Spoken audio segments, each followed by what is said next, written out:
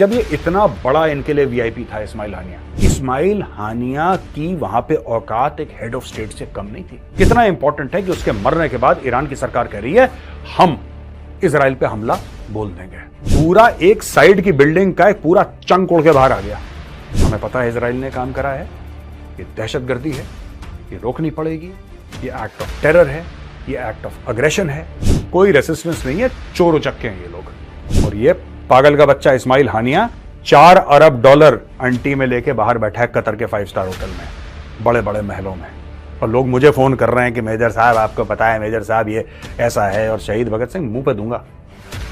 20 इस्माइल हानिया type के लोग अज्ञात पहले निपटा चुके हैं, कोई लश्कर का, कोई जैश का, कोई फलाने का, कोई ढिमके का।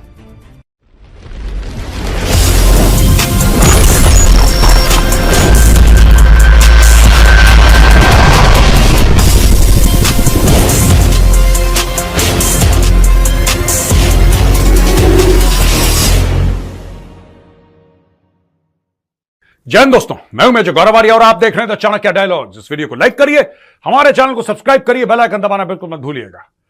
अब जो नई नई खबरें आ रही हैं मीडिया में, वो कल और परसों की खबरों से मुख्तलिफ हैं, अलग हैं दोस्तों। जो लेटेस्ट खबरें आई हैं मीडिया में वो ये कहती हैं कि साहब इस्माइल हानिया जो था वो एक घर में था, राइट, और उस घर में 2 महीने पहले किसी ने बम लगा दिया। और जब बम लगा दिया और जब इस्माइल हानिया सो रहा था, बटन दबाया बम। अब यार मुझे 2-3 चीजें, एक तो आप ये बिल्डिंग देखिए सामने, ये वही बिल्डिंग है जिसमें इस्माइल हानिया मारा गया था, राइट। मीडिया कहता है कि यही बिल्डिंग है। अब आप देखिए ये एक्चुअली अपार्टमेंट कॉम्प्लेक्स है, ठीक है, ये अपार्टमेंट कॉम्प्लेक्स है। इसमें एक कोने वाला जो था उसमें इस्माइल हानिया रह रहा था। चलो मीडिया कह रहा है मान लेते हैं यही बिल्डिंग है। मेरे 2-3 सवाल हैं यार, मुझे अभी तक ये समझ में नहीं आया।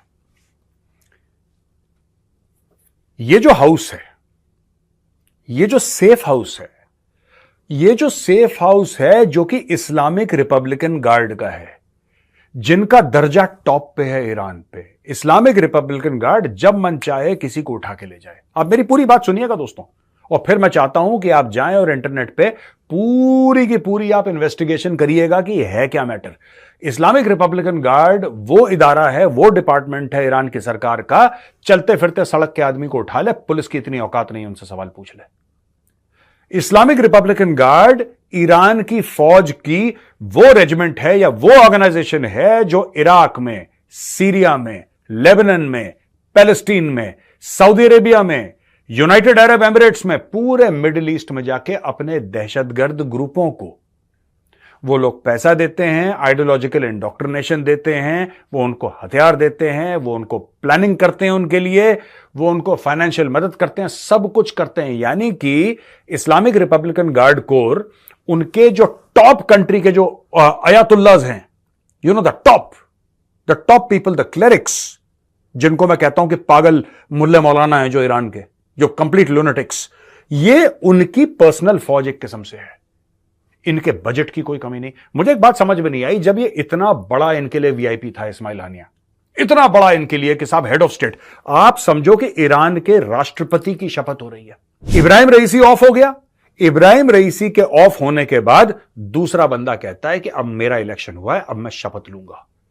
और शपथ के लिए वो बड़े बड़े लोगों को बुलाता है कि इसको बुलाओ जी, उसको बुलाओ जी, ये भी आएंगे, वहां से भी, भारत से भी आएगा, चाइना से भी आएगा, पाकिस्तान से भी आएगा, यहां से भी आएगा, दुनिया भर से लोग। लेकिन जो वहां पे एक्चुअल वीआईपी गेस्ट है वो इस्माइल हानिया। यानी कि इस्माइल हानिया की वहां पे औकात एक हेड ऑफ स्टेट से कम नहीं थी। इस्माइल हानिया वॉज नो लेस, ठीक है। अब आप सोचो जरा 2 मिनट के लिए, आप दिमाग लगा के सोचना, इस्माइल हानिया को जिस जगह वो रख रहे हैं और जितना इस्माइल हानिया उनके लिए इंपॉर्टेंट है और जितनी फंडिंग वो हमास की करते हैं, क्या वो किसी भी बोल रहे थे 3 BHK में रह ले भाई तू? नहीं। इस्माइल हानिया रहता, वहां पे पेरीमीटर पेट्रोल होता, पेरीमीटर सिक्योरिटी होती, वहां पे एयर डिफेंस होता, वहां पे दाएं बाएं अपार्टमेंट कॉम्प्लेक्स में पूरी सिक्योरिटी होती। और वहां पे जब उनको पता लगा कि हां इस्माइल हानिया, क्योंकि 2 महीना पहले इनका, तो 2 महीना पहले तो यार एक बात बताओ, इब्राहिम रईसी की मौत हुई कब? आप डेज कैलकुलेट करो ना। इब्राहिम रईसी की मौत हुई, उसके 50 दिन के अंदर अंदर इनके चुनाव होने थे, राइट। जब चुनाव के नतीजे आए तब उन्होंने लोगों को इनवाइट करना शुरू करा। इजराइल को यह 2 महीने पहले पता था कि ये अगर मरेगा तो फिर 50 दिन के अंदर चुनाव होंगे, तो फिर ये बंदा चुन के आएगा, फिर ये बंदा इसको इनविटेशन भेजेगा, फिर ये कतर से इस्माइल हानिया उड़ के आएगा, फिर ये इसी गेस्ट हाउस में रहेगा, फिर हम बटन दबाएंगे। फिर ये तो मुझे समझ में नहीं आया, इसमें तो बहुत कॉन्सिडेंसेस हैं। और दूसरी चीज, सेफ हाउस एक होता है, इस्लामिक रिपब्लिकन गार्ड के तेहरान के अंदर 32 होंगे सेफ हाउस, अगर उससे कम हुआ तो 32 होंगे सेफ हाउस। इसी सेफ हाउस में रहेगा। यार मैं एक बात बताऊं, इसमें 2 पहलू सामने आते हैं जो मुझे समझ में आ रहा है। या तो इजराइल का बहुत बड़ा तुक्का था जो लग गया, बहुत, जिसको क्या था ना, वड्डे वाला, या तो तुक्का लग गया उनका, उन्होंने ऐसी चीज फेंकी कहीं पे हवा में और एक्चुअली जाके लग गई, वो पिक्चरों वाला या तो तुक्का लग गया, या ये इंटरनल काम है। देखो मैं ये कह रहा हूं कि जो मैंने आपको प्रोफाइल बताई इस्माइल हानिया की, और इस्माइल हानिया कितना इंपॉर्टेंट ईरान की सरकार के लिए, कितना इंपॉर्टेंट है यार, कितना इंपॉर्टेंट है कि उसके मरने के बाद ईरान की सरकार कह रही है हम इजराइल पे हमला बोल देंगे, we will fight a war with Israel, हम बदला लेंगे इसका। और ये खुमैनी कह रहा है, ये टॉप बंदा है जो उसके राष्ट्रपति के भी ऊपर है, वो कह रहा है। तो जब इस्माइल हानिया आया एक सेफ हाउस में रहने के लिए, क्या उसकी पूरी चेकिंग नहीं हुई होगी? क्या वहां पे स्निफर डॉग्स नहीं होंगे? दोस्तों मैं सोच रहा हूं, क्योंकि मुझे ज्यादा नॉलेज नहीं है, लेकिन थोड़ा बहुत मुझे पता है कि जहां पे वीवीवीआईपी है, ये वीआईपी भी नहीं है, वीवीवीआईपी है, जहां पे वीवीवीआईपी रहेगा वहां पे उसके आने से पहले 1 हफ्ता पहले हर चीज की चेकिंग, कौन आ सकता है, कौन जा सकता है, उसका आइडेंटिफिकेशन कार्ड क्या है, उसकी एंट्री कराओ, उसका बायोमेट्रिक क्या है, इसकी 3 पुश्तें क्या मतलब यार वो पागल कर देते हैं आदमी को। आपसे आपके बारे में ऐसे सवाल पूछते हैं सिक्योरिटी वाले जो आपको खुद नहीं पता, नहीं पता आपको, वो इतने थरो होते हैं। और किसी को, और वो क्या था, वो कोई जेब में रख के ग्रेनेड ले गया था? आपने घर की हालत देखे? दोबारा एडिटर साहब जरा फोटो दिखाइए। ये देखो, आपको लगता है ग्रेनेड से हुआ है? पूरा एक साइड की बिल्डिंग का एक पूरा चंक उड़ के बाहर आ गया, यानी कि बड़ा एक्सप्लोजिव होगा, हाई एक्सप्लोजिव होगा। चाहे उन्होंने C4 यूज करा, चाहे उन्होंने RDX यूज करा, चाहे उन्होंने कोई केमिकल यूज करा, मुझे नहीं पता, आई डोंट नो। उन्होंने कुछ तो यूज करा है, और वो भारी मात्रा में यूज करा है, और अगर भारी मात्रा में यूज करा है और वो किसी को कैसे नहीं पता लगा, आई डोंट नो। ये मेरी समझ के परे है भाई। अब दोस्तों तेहरान से हम आपको लेकर चलते हैं यूनाइटेड नेशंस, जहां पे आमिर सईद इरावानी, जो कि परमानेंट रिप्रेजेंटेटिव है ईरान का यूनाइटेड नेशंस में, वो क्या कहता है? वो कहता है कि इजराइल ने यह काम करा है, हमें पता है इजराइल ने काम करा है, ये दहशतगर्दी है, ये रोकनी पड़ेगी, ये एक्ट ऑफ टेरर है, ये एक्ट ऑफ अग्रेशन है, और खूब लंबी चौड़ी वो बात करता है कि ये गलत है और ये है, वो है, ये है, और दुनिया को रोकना चाहिए, और बड़े गुस्से में। यार एक बात बताओ, इस्माइल हानिया को मारना एक्ट ऑफ टेररिज्म थी, और जो 7 अक्टूबर को वो 1200-1300 मासूम यहूदियों को मारा, वो बड़े सवाब का काम था यार। फिर उसने अमेरिका को रगेद दिया, अमेरिका इजराइल को सपोर्ट करता, और ये काम सिर्फ ईरान कर सकता है भैया। ईरान कहता है कि जो हमास है वो लेजिटिमेट स्ट्रगल कर रही है, ये रेसिस्टेंस फोर्स है। मैं आपको बता रहा हूं, पैलेस्टीनियन जो पूरा मामला चला है ना आतंकवाद का, दोस्तों 2-3 चीजें बड़ी इसमें वर्ड्स निकले हैं जो दुनिया में बड़े यूज होते हैं, बड़े फैशनेबल वर्ड्स हो गए। रेसिस्टेंस, ये हॉलीवुड की पिक्चरें भी यूज करती हैं, द रेसिस्टेंस, ये वहीं से शुरू है सब ड्रामा। कोई रेसिस्टेंस नहीं है, चोर उचक्के हैं ये लोग, ठीक है, चोर उचक्के हैं ये। अपने आप को, मैं एक बंदे का नाम नहीं लूंगा, ठीक है, I will not take his name, क्योंकि नाम सुनने से फिर लोग अजम्पशंस और बना लेते हैं। He is not a famous person but he is known to me. तो बड़ी बहस चल रही थी कि साहब ये इस्माइल हानिया, ठीक है, इस्माइल हानिया जो था वो तो बहुत बड़ा मतलब फ्रीडम फाइटर था, ये बोल रहे हैं मुझे, ठीक है, मैं और मेरा जान पहचान वाला। मैंने बोला कैसे फ्रीडम फाइटर? कह रहे हैं देखो इसने भी अपने देश के लिए जान दे दी, और शहीद भगत सिंह ने। मैंने बोला 1 मिनट रुको, 1 मिनट रुको, ठीक है, शहीद भगत सिंह का क्या लेवल है? इस्माइल हानिया कीड़ा मकोड़ा 2 कौड़ी का आदमी नहीं है, क्या बात कर रहे हो? जब शहीद भगत सिंह ने वो अगर माफीनामा लिखते वो छूट जाते, वो मुस्कुराते मुस्कुराते फांसी के फंदे पर खुद गए willingly. How can you compare यार, क्या बात कर रहे हैं लोग, ये कुछ भी बोलते हैं, लोग बकवास करते हैं, कुछ भी बोलते हैं। भाई वो मेरे सामने नहीं था वरना मुंह पे जड़ देता मैं, वो तो फोन पे था। How can you compare? Shaheed Bhagat Singh did not run away, he did not run away, he willingly gave his life 22-23 साल की उम्र में।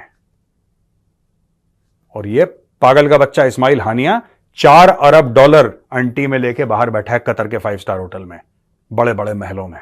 और लोग मुझे फोन कर रहे हैं कि मेजर साहब आपको पता है मेजर साहब ये ऐसा है। और शहीद भगत सिंह मुंह पे दूंगा, मैंने कभी सुन लिया किसी को बोलते हुए? तो थोड़ी शर्म कर लो यार, थोड़ी सी शर्म कर लो। अभी ये अब्दुल बासित हैं। अब्दुल बासित साहब कौन है? ये पहले एम्बेसडर हुआ करते थे, ये पाकिस्तान के एम्बेसडर हुआ करते थे भारत में। अब्दुल बासित का इनको बड़ी खुजली आई। अब देखो ना, मुझे बुरा लगता है यार। क्यों? क्योंकि ये लोग कहते हैं कि हम पाकिस्तान के एजुकेटेड लॉट हैं। अगर ये हाल है पाकिस्तान के एजुकेटेड लॉट का, तो पाकिस्तान के जो जाहिल हैं वो तो किस गिनती में आते होंगे यार? जो पाकिस्तान के जाहिल हैं, ये अपने आप को एजुकेटेड, ये उनकी फॉरेन सर्विस का आदमी है। ये क्या कह रहा है? आप थोड़ा सा इनकी भी डायलॉग सुन लीजिए। भारत, तो ये अच्छा सवाल आपने उठाया, बल्कि मैंने आज ट्वीट भी किया कि भारत के रोल को आप रूल आउट नहीं कर सकती, क्योंकि देखिए अभी तक ये नहीं पता चला कि जो गाइडेड प्रिसिशन गाइडेड प्रोजेक्टाइल था ये कहां से आया। जो इसराइल ने जम्मू और कश्मीर में भारत की हेल्प की है, तो ये मुमकिन है, इसको रूल आउट नहीं कर सकते। यहां पे अब्दुल बासित साहब ये कह रहे हैं कि हो ना हो इसमें रॉ मुलव्विस हो ना हो इसमें रॉ मुलव्विस हो। किसको? इस्माइल हानिया को मारने में। और बाकी पाकिस्तानी मीडिया क्या लॉजिक दे रहा है भाई? बाकी पाकिस्तानी मीडिया ये लॉजिक दे रहा है कि भाईजान देखिए ऐसा है, इजराइल ने भारत की मदद करी थी कारगिल की लड़ाई में, इजराइल ने भारत की मदद करी थी 1971 में, इजराइल ने भारत की मदद करी थी बालाकोट में एयर स्ट्राइक्स में, इजराइल ने भारत की मदद करी और भारत ने बोला ठीक है आपने हमारी इतनी मदद करी है, हम भी आपकी मदद कर देते हैं। ये ईरान नहीं कह रहा, ये इजराइल नहीं कह रहा, ये सऊदी अरब या चाइना या अमेरिका कोई नहीं कह रहा, ये पाकिस्तान कह रहा है। वो सी ग्रेड देश पाकिस्तान। मैं एज एन इंडियन बताऊं एक बात, एज एन इंडियन दोस्तों मैं आपको अपना पर्सनल पॉइंट ऑफ व्यू बता रहा हूं कि अगर भारत ने मदद करी है और भारत की मदद की वजह से इस्माइल हानिया को इजराइल ने गुड नाइट बोला है, तो मेरे लिए बड़ी फख्र की बात है अगर ऐसा है। लेकिन मैं आपको दूसरा पहलू भी समझा दूं, ये पाकिस्तान को खुजली क्यों हो रही है मैं आपको बताता हूं। देखिए, पहली बात तो हर चीज इनकी आदत है कि भारत का नाम लें, क्योंकि देखो इनको ना कुत्ता नहीं पूछता। ये बात सच है दोस्तों, मैं आपको फैक्ट बता रहा हूं, आप मेरी बात को अदरवाइज मत लेना। इनको कुत्ता नहीं पूछता, इनके बड़े बड़े अफसर जाते हैं, उनको कुर्सी कोई नहीं पूछता, उनको एक गिलास पानी कोई नहीं पूछता बाहर। इनके प्रधानमंत्री, ये फोटो देखो, इनके प्रधानमंत्री की अमेरिका में सिक्योरिटी में, अमेरिका के एयरपोर्ट में पैंट उतारी जाती है, पैंट उतारी जाती है प्रधानमंत्री की, कि पता नहीं पैंट के अंदर कोई बम लेके तो नहीं चल रहा है आदमी, कि 4-5 ग्रेनेड हो उसकी पैंट के। People are afraid of Pakistanis, क्योंकि हरकतें इनकी ऐसी हैं। अब मैं आपको बताता हूं पाकिस्तान ने नैरेटिव बिल्ड क्यों कर रहा है। ठीक है, अब भूखा नंगा क्या करेगा? मैक्सिमम यही करेगा। पाकिस्तान ने नैरेटिव इसलिए बिल्ड कर रहा है क्योंकि पहली बात, इनसे कोई बात करने को राजी नहीं है। इनके बिल्कुल बॉर्डर पे इतना बड़ा कांड हो गया। ईरान और पाकिस्तान का बॉर्डर तो मिलता है ना दोस्तों, बलूचिस्तान की ओर से मिलता है बॉर्डर। इनके बॉर्डर पे इतना बड़ा कांड हो गया। सऊदी अरब कोई कमेंट दे रहा है, ये कोई कमेंट दे रहा है, इजराइल कोई कमेंट दे रहा है, ईरान कोई कमेंट दे रहा है, यूएन में बड़ी लंबी चौड़ी तकरीरें चल रही हैं, बातचीत चल रही है, लोग, यानी कि पूरी दुनिया में अफरा तफरी मच गई है। पाकिस्तान को कुत्ता नहीं पूछ रहा। अब पाकिस्तानीज आर फीलिंग नेग्लेक्टेड कि यार ये तो गलत बात है, आप हमें नहीं पूछ रहे। एक तो ये बात है। दूसरी चीज ये है कि पाकिस्तान के अंदर 20 इस्माइल हानिया पहले ही अज्ञात मार चुके हैं। 20 इस्माइल हानिया टाइप के लोग अज्ञात पहले निपटा चुके हैं, कोई लश्कर का, कोई जैश का, कोई फलाने का, कोई ढमके का। इनको लगता है कि रॉ ने मार दिया। रॉ क्यों मारेगी? रॉ का काम थोड़ा ना ये सब करना। रॉ का काम है रिसर्च एंड एनालिसिस, उसका नाम ही है रिसर्च एंड एनालिसिस विंग। उसका काम है रिसर्च और analysis. It is an intelligence gathering organisation. अब ये कहते हैं साहब हमें मार दिया। यहां से बात आती है कि 20 हमारे मार दिए तो तुम्हारे 1 मारा, हमारे 20 मारे, तुम और हम भाई भाई। ये पाकिस्तान का गेम चल रहा है और किसी तरीके से ईरान में और दुनिया भर में डिसइंफॉर्मेशन फैलानी। ये वही अब्दुल बासित है दोस्तों, ये वही अब्दुल बासित है जो दिल्ली में पोस्टेड था और ये कोई इफ्तार डिनर वगैरह करना चाह रहा था। तो एक जमाने में इफ्तार डिनर पाकिस्तानी हाई कमीशन का बड़ा फेमस हुआ करता था और दिल्ली के बड़े बड़े लोग वहां पे जाते थे डिनर करने के लिए। मोदी जी ने बोला कोई डिनर नहीं करेगा, कोई डिनर नहीं करेगा, तुम्हारा सब बंद करो ये नाटक। ये तभी था। ये बहुत बेइज्जत होकर दिल्ली से गया भाई, इसकी पर्सनली बड़े बड़े लोगों ने बेइज्जती करी है। आज की तारीख में अपना यूट्यूब चैनल बना के, अच्छा यूट्यूब चैनल हम भी चलाते हैं पर बासित का कोई देखता भी नहीं है, ये फर्क है ना, बासित का कोई नहीं देखता। तो दूसरा बासित क्या करता है कि आईएसआई से पैसा लेता है, जो कि फिर ठीक है, आपके देश की एजेंसी है, आप उससे जो मर्जी लो, लेकिन इंडिया को इस बात में जोड़ना और यह चाहता है कि इंडिया में इसका कन्वर्सेशन बने। ओ भाई